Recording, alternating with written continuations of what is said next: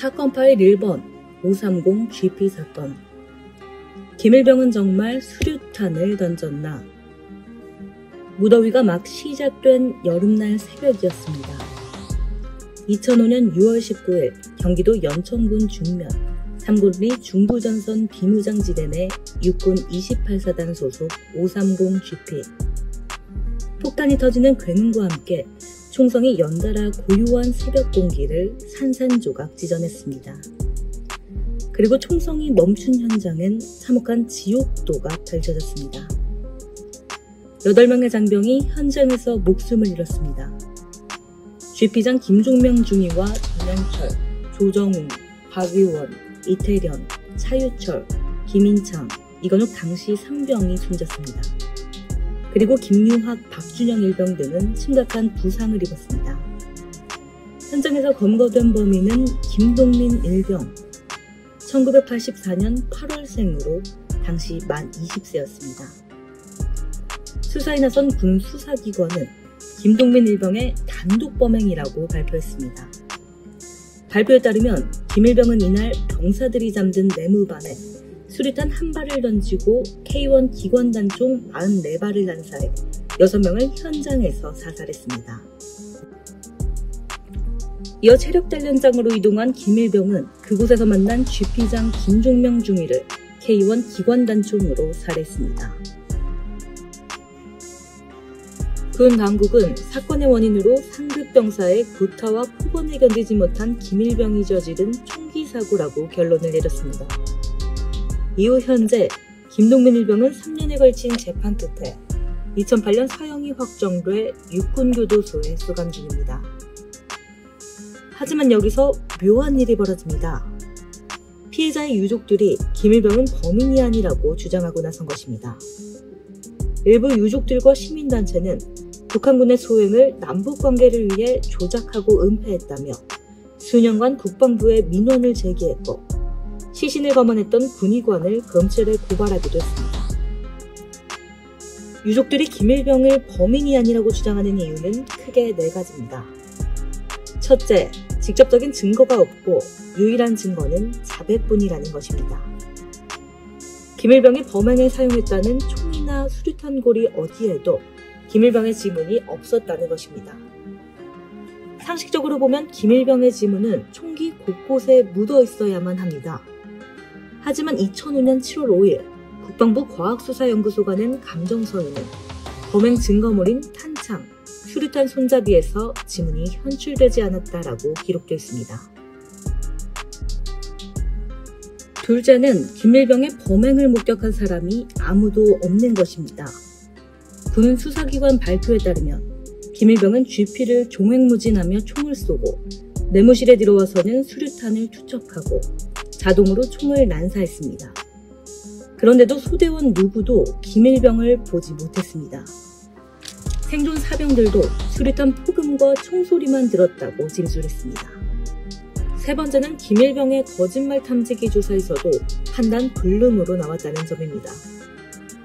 검시관의 소견을 보면 더욱 의아합니다. 피검사자 조건 적합 여부에는 사건의 파장과 달리 너무나 차분했고 마치 타인의 행위를 진술하는 듯했고 피검사자의 정신 심리적 상태가 어떠한지 의심의 여지가 있어 본 검사관도 황당했다라고 밝히고 있습니다. 행동 징후도 마찬가지입니다. 혼자 있을 때도 전혀 불안해하거나 긴장하는 모습을 보이지 않았다. 계호병들과 자연스럽게 웃으며 대화하는 모습에서 과연 이번 범행을 저지른 피검사자인지 의문이 갈 정도였다. 검사가 끝나고 검사실을 나서면서도 웃는 등 본 검시관이 당혹할 수밖에 없었다라는 증언이 있었습니다.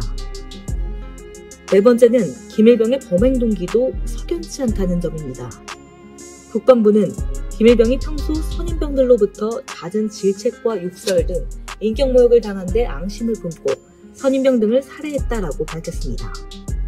그런데 생존 소대원의 진술서 등에 나타난 소대 분위기는 화기애애했습니다.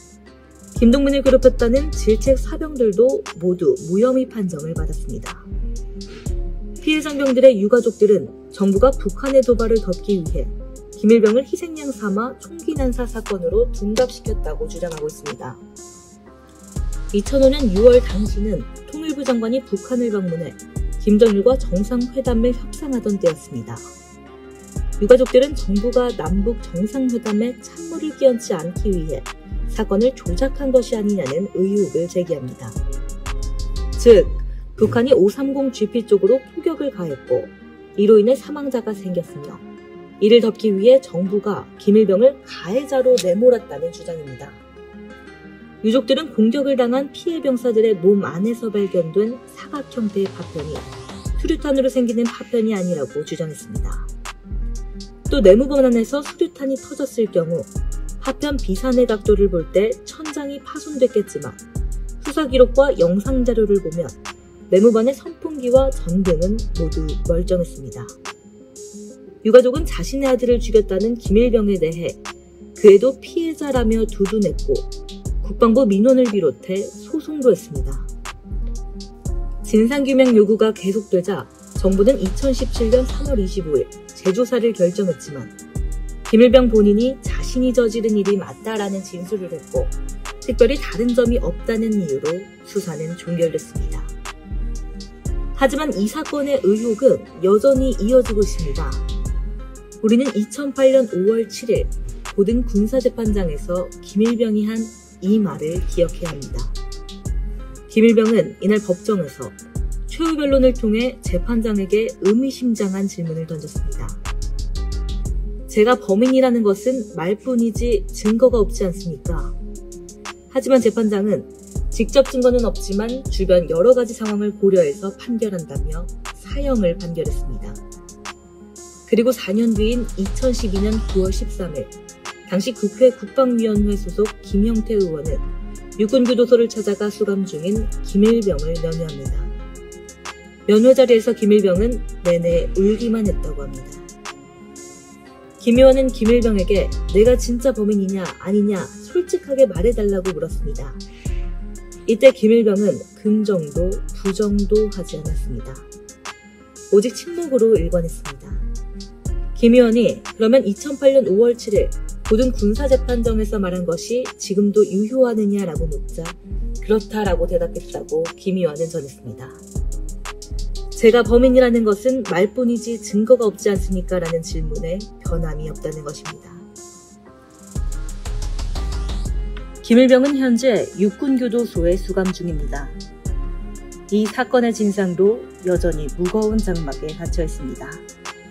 이 사건으로 아들을 잃은 고 김종명 중위의 아버지는 죽기 전에 거짓말이든 진실이든 밝혀졌으면 좋겠다며 눈물로 호소했습니다. 2005년 6월의 그날 530GP를 덮친 비극의 진실은 무엇일까요?